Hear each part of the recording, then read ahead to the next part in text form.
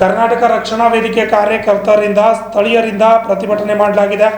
ಭವಾನಿ ಹಾಗೂ ಬಸವ ಶಿಕ್ಷಣ ಸಂಸ್ಥೆ ವಿರುದ್ಧ ಪ್ರತಿಭಟನೆ ಮಾಡಲಾಗಿದೆ. ಶಿಕ್ಷಣ ಸಂಸ್ಥೆ ಮಕ್ಕಳಿಂದ ಶಾಲಾ ಶುಲ್ಕ ಹೆಚ್ಚಿಗೆ ಪಡೆಯುತ್ತಿರುವ ವಿರುದ್ಧ ಪ್ರತಿಭಟನೆ ಮಾಡಿ ಆಕ್ರೋಶ ವ್ಯಕ್ತಪಡಿಸಲಾಗಿದೆ. ಬೆಳಗಾವಿ ಜಿಲ್ಲೆಯ ರಾಯಬಾಗ ತಾಲೂಕಿನ ಕೋಳಿಗುಡು ಗ್ರಾಮದಲ್ಲಿ ಘಟನೆ ನಡೆದಿದೆ. ಪ್ರತಿ ವಿದ್ಯಾರ್ಥಿಗಳಿಗೆ ಶಾಲೆ ಕಟ್ಟಡ ನಿಧಿ ಹೆಸರಿನಲ್ಲಿ ಹಗಲು ದರೋಡೆ ಮಾಡುತ್ತಿದ್ದಾರೆ ಆಡಳಿತ ಮಂಡಳಿಯು. ಇವರ ವಿರುದ್ಧ ಶಾಲಾ ಆವರಣದಲ್ಲಿ ನೂರಾರು ಕರ್ನಾಟಕ ರಕ್ಷಣಾ ವೇದಿಕೆ ಸದಸ್ಯರಿಂದ ಮತ್ತು ಸ್ಥಳೀಯರಿಂದ ಪ್ರತಿಭಟನೆ ಮಾಡಲಾಗಿದೆ.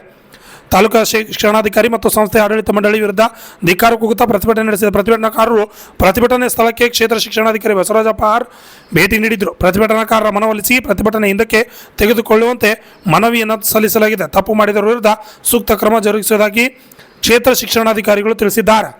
Shashidhar Kokatnur, RJ32 Kannada news, Chikkodi.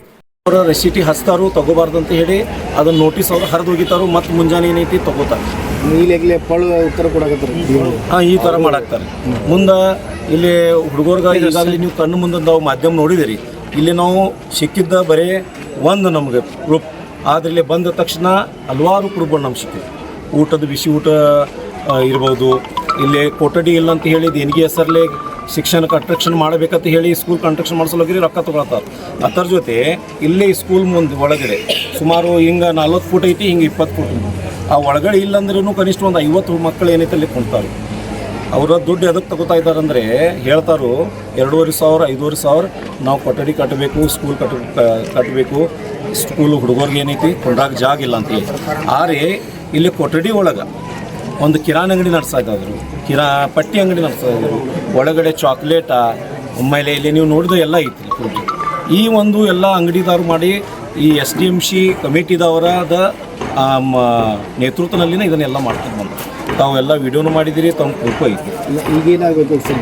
ಈಗೇನೂ ಇಲ್ಲ. ಇಲ್ಲಿ ಮುಂದಿನ ಕ್ರಮ ಅಂದೆ ನೋಡ್ರಿ, ಇದು ಫೀಸ್ ರೇ ಎಲ್ಲ ದೇಣಿಗೆ ಇರಲಿ. ಈಗ ಅದು ಸ್ಕೂಲ್ ಕನ್ಸ್ಟ್ರಕ್ಷನ್ ಮಾಡಿ ಎಲ್ಲ ಮುಗ್ದೈತಿ ಮೊನ್ನೆ ಅನುದಾನಿಕ. ಇನ್ನು ಅದನ್ನು ಯಾರೂ ಥರ ₹1 ಅವ್ರು ಕೇಳಬಾರ್ದು. ಎಲ್ಲ ಮಕ್ಕಳಿಗೆ ಉಚಿತವಾಗಿ ಶಿಕ್ಷಣ ಕೊಡಬೇಕು. ಮುಂದೆ ಅದರ ಜೊತೆ ಇಲ್ಲಿ ಊಟಕ್ಕೆ ಸರಿಯಾಗಿ ಹುಡುಗರಿಗೆ ಸಿಗ್ತಾ ಇಲ್ಲ. ಅದನ್ನು ಏನು ಸರ್ಕಾರದಿಂದ ಇನ್ನೂ ವ್ಯವಸ್ಥೆ ಬಂದಿತ್ತು ಅದನ್ನು ವ್ಯವಸ್ಥೆ ಸರಿಪಡಿಸಬೇಕು. ಮುಂದೆ ಇಲ್ಲಿ ಯಾವುದೂ ಶಿಕ್ಷಕರು ಇದ್ದಾರೋ, ಕೆಲವೊಂದು ಜನ ಡಿಗ್ರಿ ಆಗಿದ್ದಾವೆ, ಕೆಲವೊಂದು ಜನ ಆಗಿಲ್ಲ. ಅವ್ರು ಯಾರು ಬೇಕು ತೊಗೊಂಡು ಸಂಸ್ಥೆ ನಡ್ಸ್ಕೊತ ಹೋಗಿದ್ದಾರೆ. ಅದಕ್ಕೂ ಕೂಡ ಶಿಕ್ಷಣ ಇಲಾಖೆದವರು ಗಮನಕ್ಕೆ ತಂದು ಸರಿಯಾಗಿ ಮಕ್ಕಳಿಗೆ ಶಿಕ್ಷಣ ಕೊಡೋಕೆ ಅಂತ ಯಾರು ಎಜುಕೇಟೆಡ್ ಇದ್ದಾರೋ ಅಂಥವ್ರಿಗೆ ತಗೊಂಡು ಶಿಕ್ಷಣ ಕೊಡುವಂಥ ವ್ಯವಸ್ಥೆ ಮಾಡಬೇಕು. ಅದರ ಜೊತೆ ಇಲ್ಲಿ SDMC ಅವರು ಲೋಕಲ್ ಇರಲಿಲ್ಲ, ಪಾಲಕರು ಇರುವಂಥ ವಿದ್ಯಾರ್ಥಿ ಅವರ ಪಾಲಕರ SDMC ಆಗಬೇಕಂತ ರೂಲ್ ಇದೆ. ಆದರೆ ಇಲ್ಲಿ ಯಾರೂ SDMC ಸದಸ್ಯರದ ಒಬ್ಬರು ಯಾರು ಮಕ್ಕಳಿಲ್ಲ, ಎಲ್ಲ ಹೊರಗಡೆ ಔಟ್ಸೈಡ್ದವ್ರದ್ದು SDMC ಕಮಿಟಿ ಐತಿ. ಮತ್ತು ಈ SDMC ಕಮಿಟಿ ಎಲ್ಲ ಚೇಂಜ್ ಆಗಬೇಕು.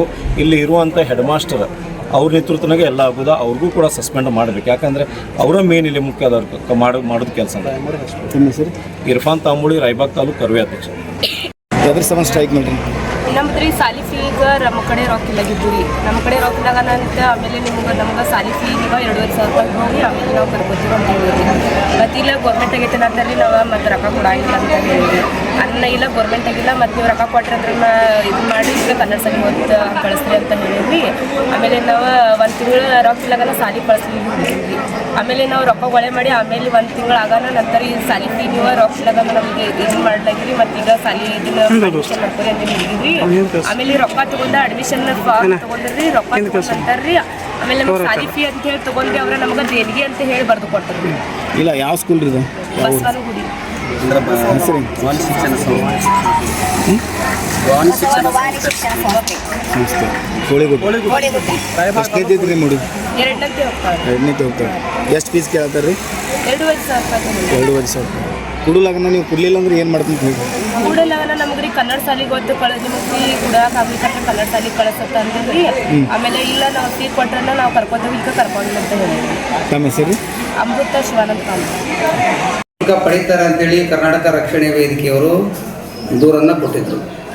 ಆ ಹಿನ್ನೆಲೆಯಲ್ಲಿ ನಾವು 3/9/25 ಶಾಲೆಗೆ ಭೇಟಿಯನ್ನು ಕೊಟ್ಟಿದ್ವಿ. ಭೇಟಿಯನ್ನು ಕೊಟ್ಟು ಶಾಲೆಯ ಚೇರ್ಮನ್ರು ಮತ್ತು ಮುಖ್ಯ ಶಿಕ್ಷಕರ ಜೊತೆಗೆ ನಾವು ಮಾತಾಡಿ ಏನಾದರೂ ಅಧಿಕ ಶುಲ್ಕವನ್ನು ಪಡೆದಿರೋದು ಸಾರ್ವಜನಿಕರಿಂದ ದೂರು ಬಂದು ಅವರಿಗೆ ನಮಗೆ ಇದು ಮಾಡಿದರೆ ನೀವು ಸಂಬಂಧಪಟ್ಟಂಥವರು ಅವ್ರಿಗೆ ಕ್ರಮ ಕೈಗೊಳ್ತೀವಿ, ಮತ್ತು ನೀವು ಹಣವನ್ನು ಪಡೆದಿದ್ರೆ ವಾಪಸ್ಸನ್ನು ಪೋಷಕರಿಗೆ ಕೊಡಬೇಕು ಅಂತೇಳಿ ಅವ್ರಿಗೆ ತಾಕೀತು ಮಾಡಿದ್ವಿ. ಕಳೆದ ಬಾರಿನೇ ಇದೇ ರೀತಿಯಾಗಿತ್ತು. ನಾವು ಅವ್ರಿಗೆ ಶಾಲೆಗೆ ಭೇಟಿ ಕೊಟ್ಟು ಪೋಷಕರ ಸಭೆಯನ್ನು ಮಾಡಿಸಿ ಪೋಷಕರ ಸಮ್ಮುಖದಲ್ಲಿ ಅವ್ರಿಗೆ ಹೇಳೋಗಿದ್ದೀವಿ. ಪುನಃ ಮತ್ತೀಗ ನಮಗೆ ಪೋಷಕರು ಯಾರೂ ಬಂದಿಲ್ಲ, ಪೋಷಕರು ನಮಗೆ ದೂರನ್ನು ಕೊಟ್ಟಿಲ್ಲ. ನನ್ನ ಮಕ್ಕಳಿಗೆ ಶುಲ್ಕವನ್ನು ಅಧಿಕವಾಗಿ ತೆಗೆದುಕೊಂಡಿದ್ದೀವಿ, ಇವರು ನನಗೆ ಮೋಸವನ್ನು ಮಾಡಿದ್ದಾರೆ, ಹೆಚ್ಚಿಗೆ ಪಡೆದಿದ್ದೀವಿ ಅಂತೇಳಿ ಪೋಷಕರು ನಮಗೆ ಹೇಳಿಲ್ಲ. ಕರ್ನಾಟಕ ರಕ್ಷಣಾ ವೇದಿಕೆಯವರು ನಮಗೆ ದೂರನ್ನು ಕೊಟ್ಟಿದ್ದಾರೆ. ಅದರ ಆಧರಿಸಿ ನಾವು ತನಿಖೆಯನ್ನು ಮಾಡ್ತೀವಿ. ಯಾವುದೇ ಪೋಷಕರು ಶುಲ್ಕವನ್ನು ಅಧಿಕವಾಗಿ ಕೊಟ್ಟಿದ್ದೀವಿ ಅಂತ ನಮ್ಗೆ ವೈಯಕ್ತಿಕವಾಗಿ ಬಂದು ನಮಗೆ ದೂರನ್ನು ಕೊಟ್ಟರೆ ಅವ್ರ ಮೇಲೆ ಕ್ರಮ ಕೈಗೊಳ್ತೀವಿ. ನಂತರ ಆ ಹಣವನ್ನು ಅವ್ರಿಗೆ ವಾಪಸ್ ಕೊಡಿಸ್ಲಿಕ್ಕೆ ನಾವು ಕ್ರಮವನ್ನು ಕೈಗೊಳ್ತೀವಿ. ಅದ್ರ ಬಗ್ಗೆ ಸಂಸ್ಥೆಯವರಿಗೆ ಮತ್ತು ಶಾಲೆಯವರಿಗೆ ನಾವು ನೋಟಿಸನ್ನು ಜಾರಿ ಮಾಡಿ ನಾವು ಕ್ರಮ ಕೈಗೊಳ್ತೀವಿ. ಬಿಸಿ ಊಟಕ್ಕೆ ಸಂಬಂಧಪಟ್ಟಂತೆ ನಾವು ಇವತ್ತು ಪ್ರತಿ ಮಕ್ಕಳಿಂದ ಮಾಹಿತಿಯನ್ನು ತೆಗೆದುಕೊಂಡಿದ್ದೀವಿ. ತರಗತಿವಾರು ನಮ್ಮ ಹತ್ರ ವಿಡಿಯೋ ಇದೆ, ನಮ್ಮ ಹತ್ರ ಮಾತ್ರ ಪ್ರತಿ ಮಕ್ಕಳಿಂದ ನಾವು ಮಾಹಿತಿಯನ್ನು ತೆಗೆದುಕೊಂಡಿದ್ದೀವಿ. ಇವತ್ತು 304 ಹುಡುಗರು, ನಾನು ಹೋದಾಗ 1 to 7th 304 ಮಕ್ಕಳು ಶಾಲೆಯಲ್ಲಾದರೆ ತಲೆ ಎಣಿಕೆ ಮಾಡಿದ್ದೀವಿ. ಮೊಟ್ಟೆ ತಿನ್ನೋ ಮಕ್ಕಳು, ಬಾಳೆಹಣ್ಣು ತಿನ್ನೋ ಮಕ್ಕಳು ಎಲ್ಲದನ್ನು ನಾವು ಕೌಂಟ್ ಮಾಡಿ ಸ್ವತಃ ಮಕ್ಕಳ ಹತ್ರ ಕೈ ಹಚ್ಚಿದ್ದೀವಿ.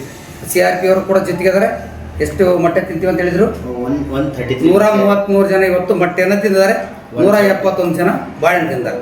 ನಾವು ಮೊಟ್ಟೆನೇ ತಿನ್ನಿರಿ, ಬಾಳೆಹಣ್ಣು ತಿಂದ್ರಿ ಅಂತ ಮಕ್ಕಳಿಗೆ ಒತ್ತಾಯ ಮಾಡಂಗಿಲ್ಲ. ಅವ್ರು ಏನು ಅಪೇಕ್ಷೆ ಇದೆಯಲ್ಲ ಅದ್ರ ಪ್ರಕಾರ ಅವ್ರು ಕೊಟ್ಟಿದ್ದಾರೆ. ಇಷ್ಟು ಮಕ್ಕಳು ಸ್ವ ಇಚ್ಛೆಯಿಂದ ಅವ್ರು ಕೈ ಎತ್ತಿದ್ದಾರೆ. ನಾನು ಪ್ರತಿಯೊಂದು ಹೇಳಿದ್ದೀನಿ, ಮಕ್ಕಳಿಗೆ ಇಲ್ಲೇ ಊಟ ಮಾಡಿ ನೀವು ಬಾಳೆಹಣ್ಣು ಮೊಟ್ಟೆ ತಿನ್ನೋದಾರ ಕೈ ಎತ್ತಿರಿ ಅಂತಲೂ ಕೂಡ ಕೇಳಿದ್ದೀನಿ. ಎಲ್ಲರೂ ಕೂಡ ಮೊಟ್ಟೆ ಬಾಳೆಹಣ್ಣು ತಿಂದರೆ ಒಟ್ಟು 304 ಜನ ಇವತ್ತು ಈ ಅವಧಿಯಲ್ಲಿ 3 ಗಂಟೆ ಅವಧಿಯಲ್ಲಿ 304 ಜನ ನಮಗೆ ಮಕ್ಕಳು ಸಿಕ್ಕಿದ್ದಾರೆ. 133 ಮೊಟ್ಟೆಯನ್ನು ತಿಂದಿದ್ದಾರೆ. 171 ಜನಕ್ಕೆ ಬಾಳೆಹಣ್ಣನ್ನು ಕೊಟ್ಟಿದ್ದಾರೆ. ಅದನ್ನು ಕೂಡ ನಾವು ಇವತ್ತು ಅಕ್ಷರದಾಸೋ ಇವರಿಗೆ ನಾನು ಮಾತನಾಡಿದ್ದೀನಿ. ಅವರು ನಾಳೆ ಬಂದು ಅದನ್ನು ಏನಾರ ಲೋಪದೋಷಿತ್ತನ್ನು ಸರಿ ಮಾಡಬೇಕು, ಅದ್ರ ಬಗ್ಗೆ ಎನ್ಕ್ವೈರಿ ಮಾಡಿರಿ ಅಂತ ಹೇಳಿ ಅವ್ರಿಗೆ ಹೇಳಿದ್ದೀನಿ. ಇನ್ನು ಶುಲ್ಕದ ವಿಚಾರ ಬಂದಾಗ ನಾವು ಕರೆ ಕೊಟ್ಟಿದ್ದೀವಿ ಅವ್ರಿಗೆ. ಪೋಷಕರು ಹೇಳ್ಬೇಕು ನಮಗೆ.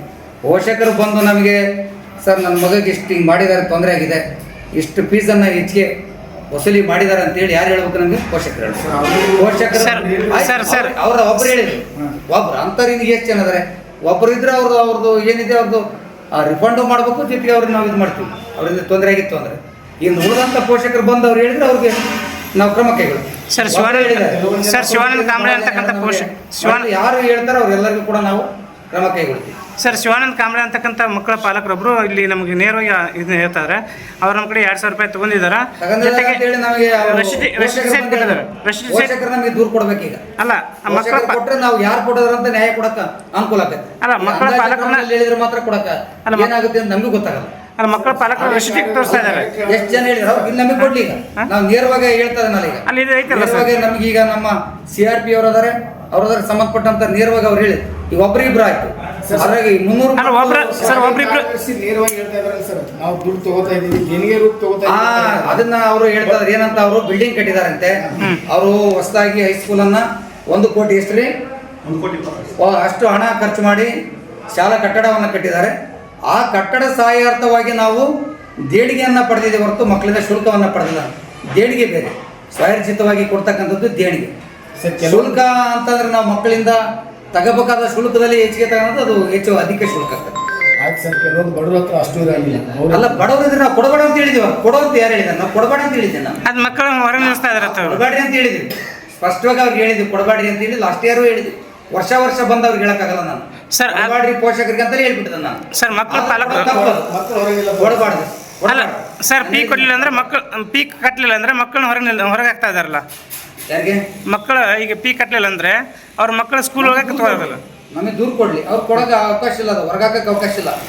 ಅವರು ನಮಗೆ ದೂರು ಕೊಡ್ಲಿ.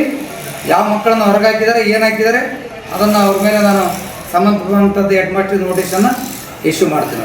ಸರ್, ಇವತ್ತೇ ನೀವು ಬಂದ ನಂತರ ಮಕ್ಕಳಿಗೆ ತತ್ತಿ ಹಾಗೂ ಬಳೆಯನ್ನು ಕೊಡ್ತಾ ಇದ್ದಾರೆ. ಅದಕ್ಕಿಂತ ಮುಂಚೆ ಎಲ್ಲ ಮಕ್ಕಳು ಊಟ ಮಾಡಿದ್ರು ಅಂತಲ್ಲ, ಮೊದಲೇ ಆಲ್ರೆಡಿ ತತ್ತಿಯನ್ನು ಬೇಯಿಸಿಟ್ಟಿರ್ತಾರೆ.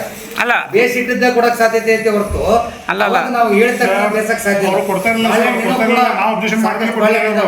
ಸರ್, ನಾವು ಅಬ್ಜೆಕ್ಷನ್ ಮಾಡಿದ್ಮೇಲೆ ಕೊಟ್ಟಿದ್ದಾರೆ ಸರ್ ಅವರು. ಹಂಗಲ್ಲ, ಬಂದ್ರೆ ಆಲ್ರೆಡಿ ಬಟ್ಟೆ ಬೇಯಿಸಿದ್ದಾರೆ ಅಂತ ಲೆಕ್ಕ. ಮಕ್ಕಳಿಗೆ ಕೊಡೋಕ್ಕಾಗಿನೇ ಬೇಯಿಸಿದ್ದಾರೆ. ಬಟ್ ಇಲ್ಲಾಂದ್ರೆ ಏನಾಗ್ತದೆ, ಅವ್ರು ಬೇಯಿಸ್ತಾರೆ. ಬಾಳೆಹಣ್ಣು ಆಲ್ರೆಡಿ ಒಂದು ಟ್ರೇ ಇನ್ನೂ ತುಂಬಿದೆ. ಆಲ್ರೆಡಿ ಬಾಳೆಹಣ್ಣು ಎಲ್ಲ ಕೊಟ್ಟಿದ್ದಾರೆ. ನನ್ನ ಮಕ್ಕಳು ತೋರ್ಸೋದು ಮಕ್ಕಳು ವಿಡಿಯೋ ತೋರಿಸ್ತಾರೆ. ಈಗ ಅದರಲ್ಲಿ ಮೋಸ ಆಗಿದ್ರೆ ನಾವು ಇದು ಮಾಡ್ತೀವಿ. ಖಂಡಿತವಾಗಿ ನಾವು ಅದರಲ್ಲಿ ರಾಜಿ ಆಗೋ ಪ್ರಶ್ನೆ ಇಲ್ಲ. ಖಂಡಿತವಾಗಿ ನಾವು ಕ್ರಮ ಕೈಗೊಳ್ತೀವಿ. ಈಗಾಗಲೇ ಹೆಡ್ ಮಾಸ್ಟರ್ದು ಮತ್ತು ಶಿಕ್ಷಕರ ಮೀಟಿಂಗ್ ಕರೆದು ಹೇಳಿದ್ದೀನಿ. ಇದ್ರ ಏನೇ ಲೋಪದೋಷ ಆದ್ರೆ ನೀವೇ ಹೊಣೆಗಾರರು ಅಂತೇಳಿ ಅವ್ರಿಗೆ ಶಿಕ್ಷಕರಿಗೆ ಹೇಳಿದ್ದೀನಿ.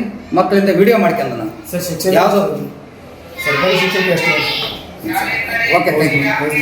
ಗೊತ್ತಿದ್ದೀವಿ.